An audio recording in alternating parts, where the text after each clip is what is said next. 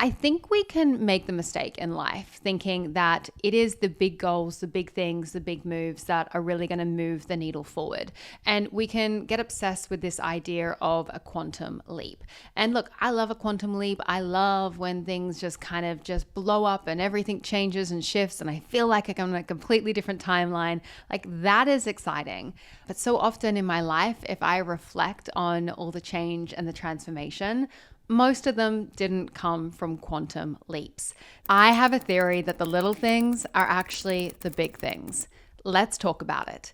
Hi, I'm Rochelle Fox, and you are tuning in to the Mindspo podcast, and this is my I Have a Theory series.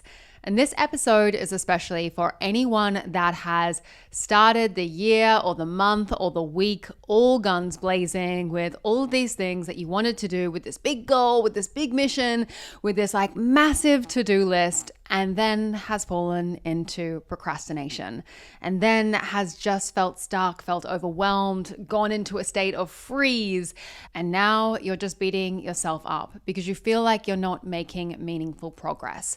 And look, if this is you, I want to let you know that I have been there more times than I can count. I am someone that used to completely over promise, completely over schedule, completely over commit myself to goals, to dreams, to things that I wanted to do. And as a result, I would end up in a complete state of overwhelm, and then I would just beat myself up. And I think this is something that really is common at the beginning of the year, which is when I'm recording this episode. We're midway through January now, and the new year, it's a beautiful time. Like I love the new year energy, especially this year. I feel like I'm really in that new year spirit, but I know that for so many people, it doesn't really feel like the new year, especially if you're on the other side of the world. If you are in America or the UK, I'm currently in Australia where it's sunny, it's summer, it really is new year vibes. And if you're not in that new year energy, it can feel really kind of toxic and difficult to get yourself into that sense of momentum, to really start making moves on the things that you want to do.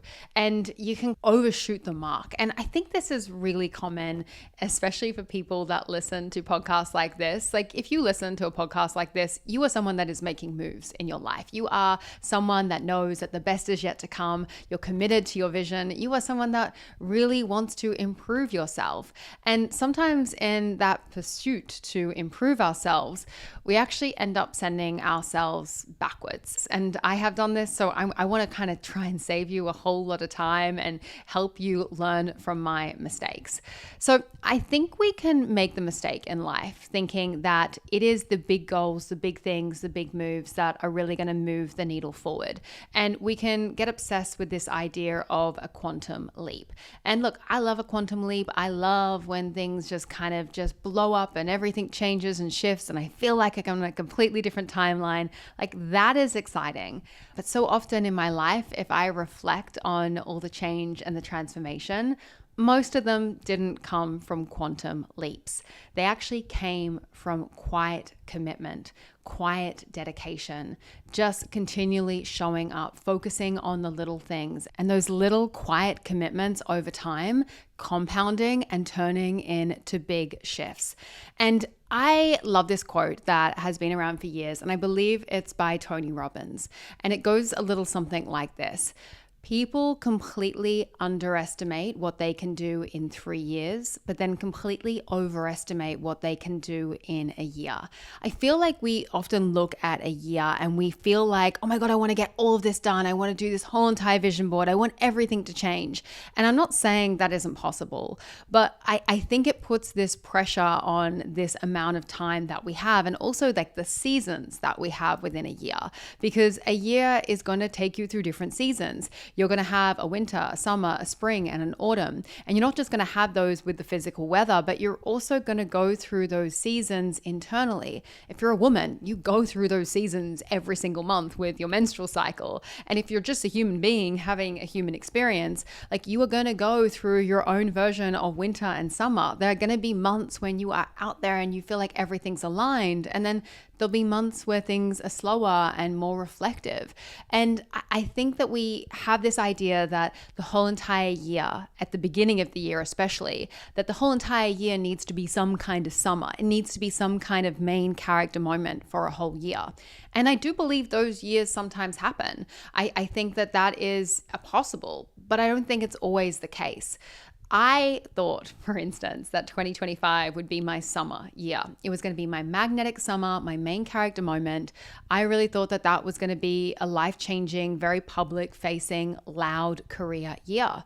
And it wasn't. It was my quantum crumble year. It was my year of quiet, small action. It was my year of going within. It was my year of really focusing on the little things. And through all of those little things that I focused on, all those things that I got really intentional about, I now feel I've moved into 2026 and I'm in a completely different energy. I hope you can hear that on the podcast. And if you can, let me know. Like, I feel like a completely different person to what I was last year. And it's not because I've done one big thing. It's because, to be honest with you, I focused on nervous system regulation and somatic healing all throughout the end of 2024 and 2025.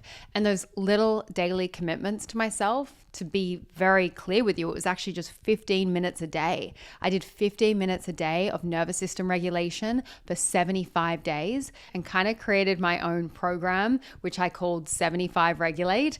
It was through those little commitments every single day that I now feel so different. And there's such a big shift in me. But it wasn't something that took hours and hours. It was just a 15-minute a day ritual. I don't know if you've heard my other podcast episode on nervous system healing, but I turned those 75 days that I gave to myself through nervous system regulation actually into a program that is now on the Mindspo app. It's called 75 Regulate, and it's 75 days of 15-minute a day practices where you just focus on yourself. And I know that 75 days sounds like a real big commitment, and it's like, oh, is it going to take me 75 days to feel different? No, it's not. You're going to feel different within a week if you do this journey. You're going to feel a big shift within 2 weeks. And by a month in, so much is going to be changing for you. But I knew and I know that it's little things, little commitments to yourself, like just showing up every single day consistently for 75 days that is going to have a huge, profound shift on your life. Because that, for my own healing journey, when I originally started healing and I guess kind of morphing into the person that you now see today and hear today on this podcast, it was because I learned meditation.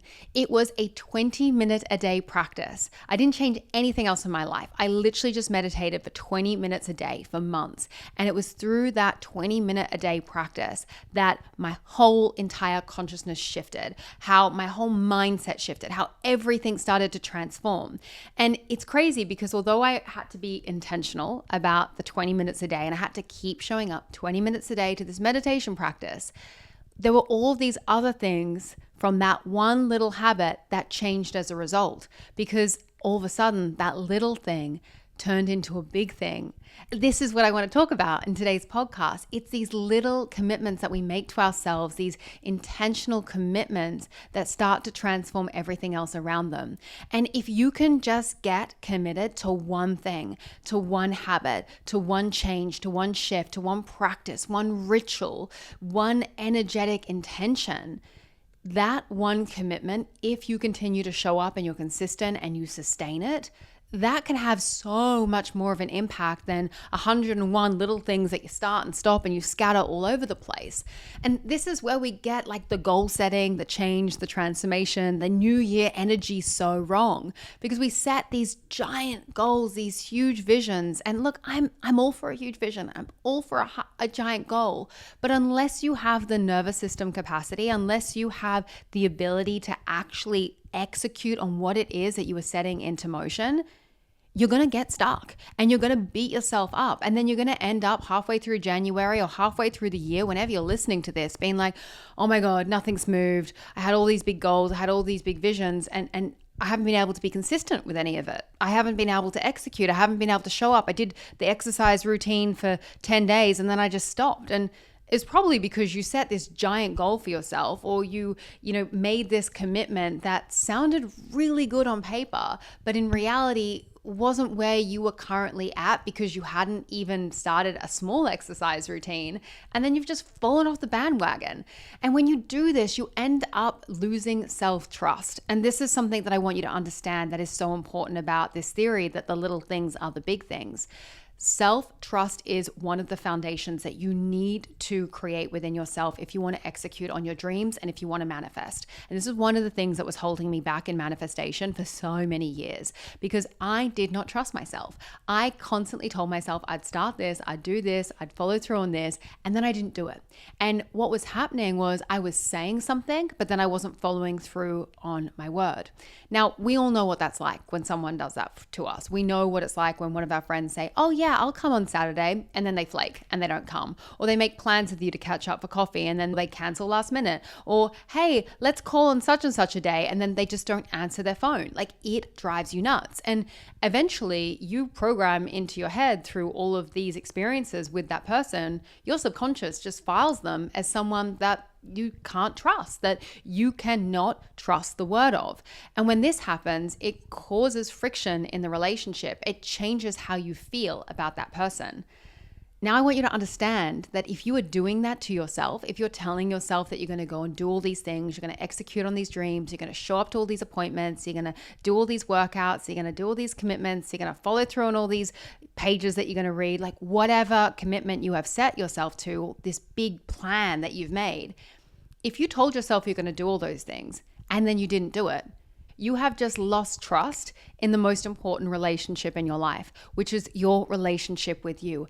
And self-trust is so important because in order to manifest, in order to succeed, you've got to have self-trust. Your subconscious mind, your nervous system, it needs to be able to trust your word. It needs to be able to go, yes, we follow through on the things that we say we're going to do, especially from a manifestation perspective. Because if you are trying to manifest through conscious thought and subconscious programming and visualization and showing up and really being in the future energy of yourself, like all of these things that people like me teach you to do, if you are doing all of that while actually at a core not having trust within yourself, then your subconscious mind and your nervous system goes, oh, this is all just a game. We're not actually going to do any of this because we don't do the things that we say that we do. And you have to understand, like, you've got a relationship with you. So this is why whenever I work with people, like, I'm always saying, like, the little things are the big things. And no one likes hearing that. Everyone's like, but I want a big leap. I want a quantum leap. I want to change. I want to transform. And I'm like, yeah. And you will. And I want that for you, but you've got to start small and work your way up. You've got to build that self-trust. You've got to build that follow through. You've got to build that muscle. And a lot of the time, you got to put it in your routine. Like, so many people start off with all these visions and these goals and these dreams, but they don't really see, like, how is it going to work with the current time that you have available, with the resources you have available, with the money you have available, with your other commitments. These are all things that you need to think about. So if you've fallen off some kind of goal, some kind of bandwagon, and you're beating yourself up, stop. Okay? Stop. It's okay. All right? It's okay. You have just gotten feedback. You haven't failed. You've just gotten feedback. You went too hard, you went too quick, and you didn't have enough self-trust. So choose a little thing, a small commitment, something that is achievable for where you are right now. And maybe you want to be able to do more than what you're doing right now. But what you're doing right now, or what you have time for right now, is where your capacity is at. And you've got to work with where you are at in order to get where you are going, right? You can't just look at a baby and see a baby in a cot and say, walk. No, it needs to crawl first. Same is for you. You've got to go through the motion step by step. Little things are big things. So build that self-trust with yourself by showing up to that one thing, that one commitment every single day. Make it a non-negotiable. Put it in your calendar. Block out other things. Work with a coach. Work with a mentor.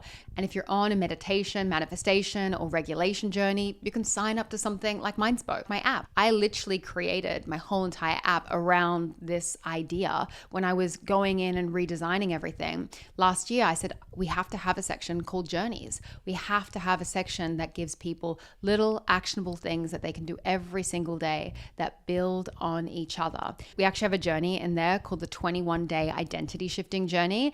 And if you are someone that's so thrown out by the identity that you want to be and you feel that gap and you're not there yet, then that journey in particular, you'll get a little mini podcast episode like this, a pep talk from me every single day, and then a super actionable, easy tool that you can use that is going to help you become your future self now. And it's going to get you closer to that energy of that person that can do those quantum leaps, that can show up, that can make those big moves. But first, you got to build a foundation.